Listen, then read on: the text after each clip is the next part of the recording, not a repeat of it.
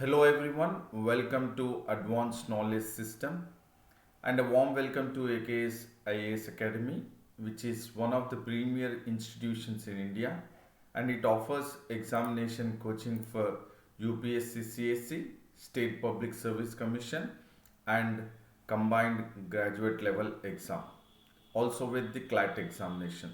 So do visit AKS IAS Academy and also the website of AKS IAS Academy. About me, I am Sandeep Bhushan Tumala, and my credentials are I have 10 years of teaching experience for civil services. I take up international relations and internal security and the analysis of the Hindu newspaper. And this session will certainly help you because throughout my session in the daily news analysis, I would be focusing on the keywords and the key phrases. And by identifying the keywords and the key phrases, we will be able to identify the factual, analytical, and conceptual questions which will be useful for the preliminary examination. And while you imbibe the keywords and the key phrases in your answer writing, your answers for the mains examinations would also be precise and concise. Thereby, you will score higher marks in the mains 2020. So, this session, that is the daily news analysis at AKSIS Academy, will certainly help you to score more marks or higher marks in the mains 2020, and it will certainly help you for prelims and mains 2021. So do follow the entire session of AKSIS Academy daily news analysis and be benefited by the session.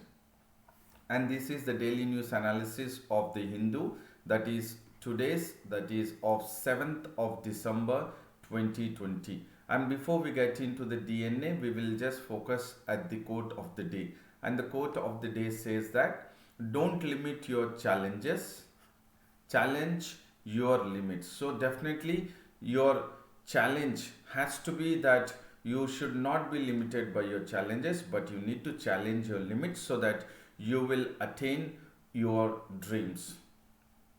And now we'll get into the DNA of the newspaper, that is the Hindu, and the news which talks about is the volunteers testing for positive during the trial period is not unexpected. So definitely it is an expected one.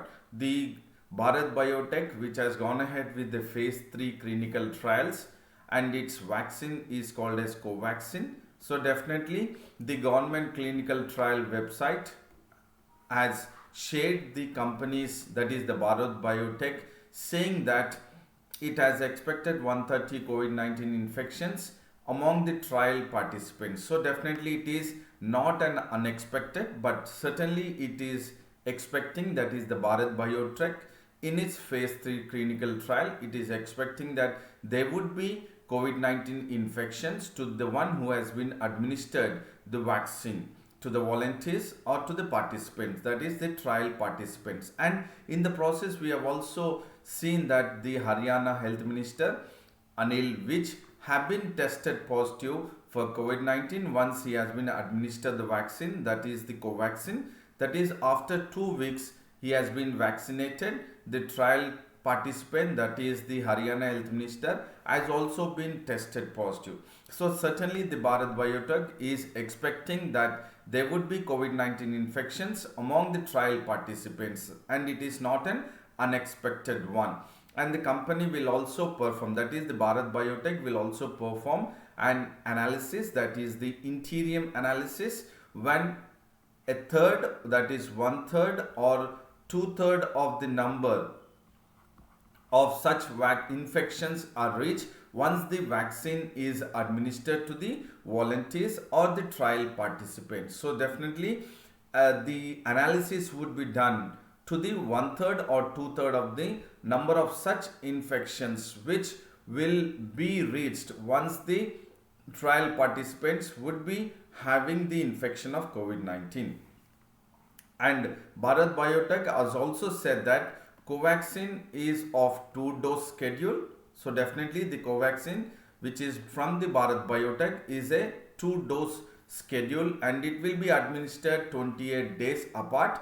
And definitely the efficacy, that is the point of which it is proven positive, is determined only after 2 weeks after the second dose. So definitely it is the 2 dose schedule, and the efficacy, that is the efficiency of the Covaxin, that is the vaccine of the COVID-19, would be determined only after 2 weeks of the second dose. And COVID-19, this vaccine that is by the Bharat Biotech, that is Covaxin, is certainly taken into consideration, which all the international pharma companies are definitely taking into consideration when they are going ahead with the phase 3 trials, when they administer the volunteers. And same kind of trial designs have been taken up by the Bharat Biotech. And if you look at the other Covaxin candidates which have been also administered to the volunteers, have also been experienced the cases. And now we will look at the various pharmaceutical companies wherein they have been part of the phase 3 trials, and also the cases of infection have been expected in various. So Pfizer has had an analysis of 170 cases of infection, and Moderna has an 95 cases while being administered to the volunteers in the phase 3 trials. And the Oxford AstraZeneca has also analyzed 131 cases during the interim analysis, and the Russian Sputnik has also experienced 26 cases. So certainly the Bharat Biotech, that is the Covaxin, which is by the Bharat Biotech, is not a new in regards to the Covaxin. When it is administered, the cases of infection certainly arises. So this is in the case of the cases of infection which will be arised, is not an unexpected but an expected one, which is very clearly been mentioned by the government's clinical trial website, saying that the Bharat Biotech has said that the COVID-19 infection is supposed to take place, and it is an expected one during the phase 3 clinical trials.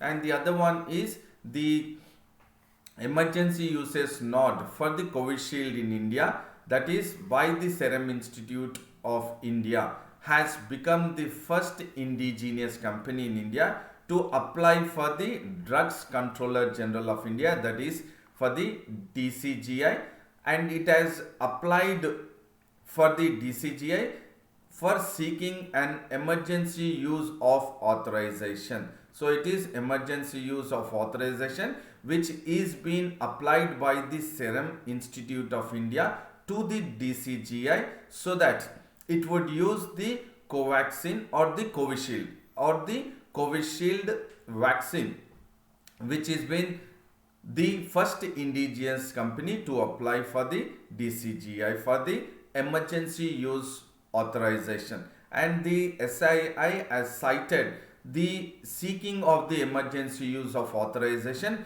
because of the unmet medical needs which are definitely due to the pandemic COVID-19, and it is also seeking the emergency use authorization because it is at the interest of the public at large. So definitely the reason cited by SII, that is the Serum Institute of India, for seeking the emergency use authorization is for the medical needs and for the interest of the public. And certainly the vaccine, that is the Covishield, is being conducted by the Pune based SII, that is Serum Institute of India, and it is co-sponsored by the ICMR, that is Indian Council of Medical Research, and this has been taken up in various parts of the country, that is it has been taken up in UK and Brazil, and which is being carried out by the Oxford AstraZeneca. In India, it is in regards to the Covishield in India, that and the vaccine which has been taken up in various other countries by the name, that is Oxford AstraZeneca. It is in UK and Brazil. So this is very important for prelims perspective, that there might be a question in regards to the match the following of the pharmaceutical companies and the name of the vaccine candidate. And according to the ICMR, that is the Serum Institute of India, has already manufactured 40 million doses of the vaccine.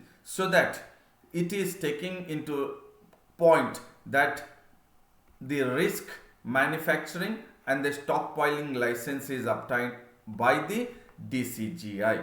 And definitely there is another company, that is the Pfizer India, which has become the first pharmaceutical firm to seek the permission of the emergency use authorization from the DCGI, that is Drug Controller General of India, and its parent company, which is in UK and Bahrain, has already secured the clearance to go ahead with the emergency use authorization. And the firm, that is the Pfizer India, has sought the permission to import the vaccine from UK, to import the vaccine to India for the sale and distribution in India, so that they are looking at the waiver of the clinical trials on the Indian population. So definitely they are looking at the waiver of clinical trials on the Indian population, and that is that they are looking at, or they are sorting the permission in accordance with the special provisions which is mentioned in the rules, that is New Drugs and Clinical Trials Rules 2019. So this is a key phrase, that in regards to, or the Pfizer India is certainly seeking permission for the import of the vaccine in the, or in accordance with the special provisions under the New Drugs and Clinical Trials Rules 2019. And there is another news which talks about NGT seeks action plan on elephant corridors. So the keyword here is elephant corridors, and this will be useful for you in regards to the mains 2020, that is animal and then human conflict. And here the National Green Tribunal has directed the Odisha government to come up or to prepare an action plan within 3 months on the 14 identified elephant corridors in Odisha. And by coming up with the action plan will provide stress-free migration of the elephants from one habitation to another in the states. So in the process of habitation from one place to another place in the Odisha, there is a possibility of the human animal conflict. So in the process there could be a stress in regards to the migration of elephants in the state of Odisha. Thereby the National Green Tribunal has sought the Odisha government, or directed the Odisha government, to prepare an action plan. And definitely there are 14 corridors which have been proposed by the state government of Odisha, and it is of a length of 420.8 kilometers or 870.61 square kilometers. And the NGT has gone ahead with directing the state government's various, the plans to be taken up by the state governments, but no tangible progress has been taken up by the government's proposal. And this has been, the NGT has responded or directed because the Secretary of the World or Wildlife Society of Orissa, which is a volunteer organization, has moved to the NGT. So it has approached the NGT, that is the Secretary of the Wildlife Society of Orissa has approached the NGT that they are seeking a concrete action on strengthening of the elephant corridors. So when the Secretary of the Wildlife Society of Orissa has approached the NGT, in turn the National Green Tribunal has directed the Odisha government to prepare an action plan within 3 months on the 14 identified elephant corridors. And definitely the WSO, that is Wildlife Society of Orissa, has sought the intervention of NGT, so that the intervention is necessary for legal action against the encroachers and against the one who are violating the provisions of the Forest Conservation Act 1980 and who are violating the provisions of Indian Forest Act 1947 in the 14 proposed corridors of Odisha. So definitely the keywords what you need to focus here is the provisions which are mentioned in the acts, that is the Forest Conservation Act 1980 and the Indian Forest Act 1927, which you can certainly be taking into consideration as a short note for the mains examinations. And definitely the government was urged by the NGT to remove the unauthorized buildings in from the reserved forest, especially in the Dhenkalan district of Odisha, and this will certainly create an acute human elephant conflict. And the government, that is the state government of Odisha, was urged by the NGT also to make sure that the forest land free from encroachment. That means there will not be, or there should not be, any kind of encroachment in regards to the forest line. So there should be a free forest line from encroachment. So the government was urged by the NGT to remove the unauthorized buildings and the free forest line from encroachers.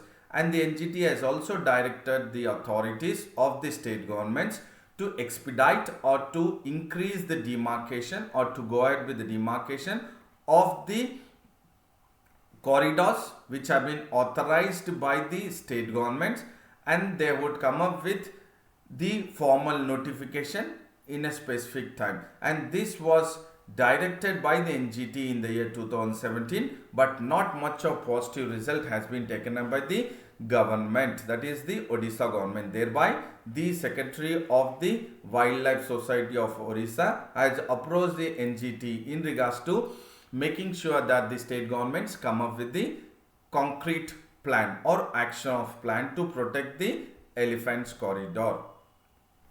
And there is another news which talks about the Kadri Gopalnath. So definitely this is part of the art and culture for the civil services aspirants that you need to focus for prelims perspective. And the saxophone maestro, that is Kadri Gopalnath, we are talking about the one Kadri Gopalnath. He is a late who has passed away in the year 2019 and is a saxophone maestro. And the S.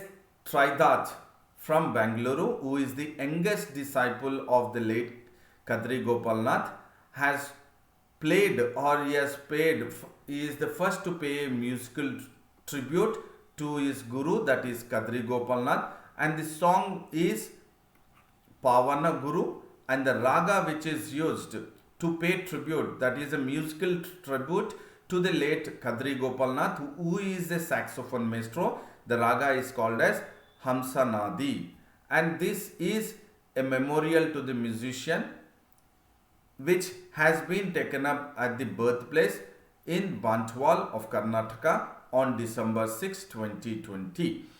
And Tridath is the one who has played the saxophone, and he has learned the basics of playing the saxophone from late Kadri Gopalnath in the year 2014 when he was 7 years old, and he has played the saxophone. And it was K.S. Babu Narayan, who is a professor in civil engineering, has also played guitar as a musical tribute or tribute to the Kadri Gopalnath to pay the respects. So the points what we need to focus for prelims perspective is late Kadrinath, who is a saxophone maestro, and the song which is sung is Pavana Guru, and the raga is Hamsanadi, and the birthplace is Bantwal, and the youngest player is the one who has played saxophone for the musical tribute to Kadri Gopinath is Tridath, and who has played the guitar is K.S. Babu Narayan.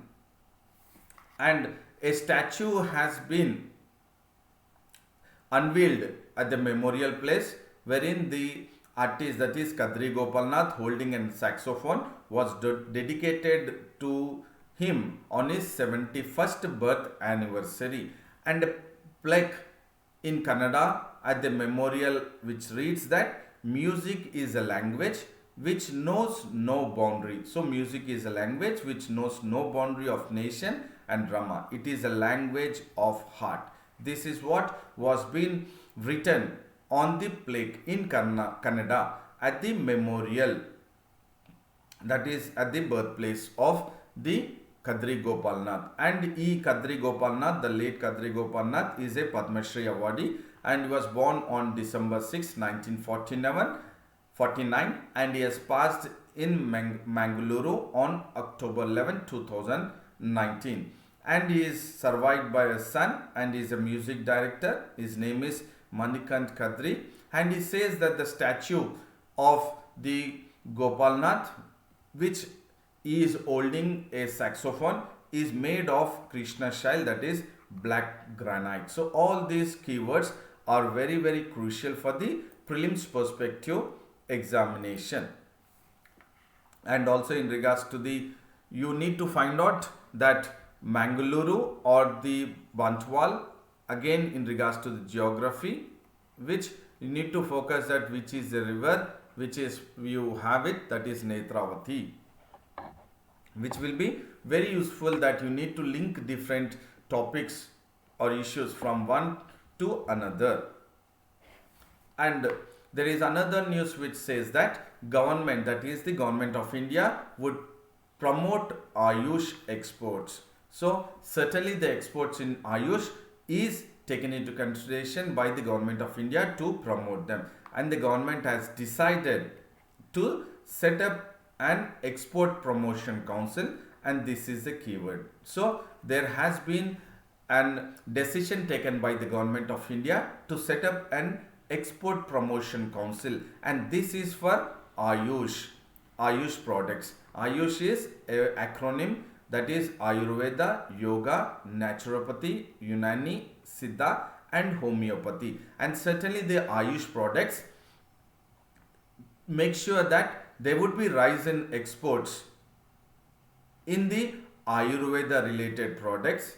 Since the COVID-19 pandemic situation, the government of India has decided to set up an export promotion council. So the keyword here is to set up an export promotion council, and this was decided by the Ministries of Finance, Commerce and Industry along with the Ayush.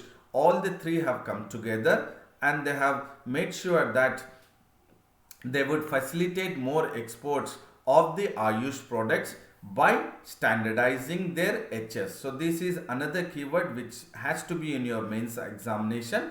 So all the three, that is the Ministry of Finance, Commerce and Industry and Ayush, have come together making sure that they facilitate the exports of Ayush products by standardizing their HS, that is harmonized system codes for global trade. This is the key phrase which you need to focus, that how the three ministries have come together and decided to set up an export promotion council and to make sure that the Ayush products would be promoted or exported by standardizing their harmonized system codes for global trade. And the decision has been set up to export promotion council to boost the Ayush exports, and this was taken up in a joint review meeting by the Commerce and Industry Minister, that is Piyush Goyal, and Ayush Minister, that is Sripad Nayak. So both the ministries have come together and they had a joint review meeting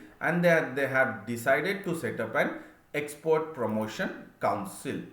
And definitely the Ayush Minister, Mr. Nayak, has said that there is a growing global interest in regards to the Ayush based solutions or Ayush based products for disease resistance and for the treatment during the pandemic. And definitely there are various players in this Ayush based sector's product, which this sector has to be, or it is needed to upscale quickly so that it meets, or it would be in a process to meet the overseas and domestic demand. So there is an overseas and domestic demand for the Ayush based products, which would certainly be a solution for disease resistance and treatment even for the pandemic, that is COVID-19 pandemic situation, to improve the immunity. And certainly the Bureau of Indian Standards will also be brought in or will be roped into to help and to develop the international standards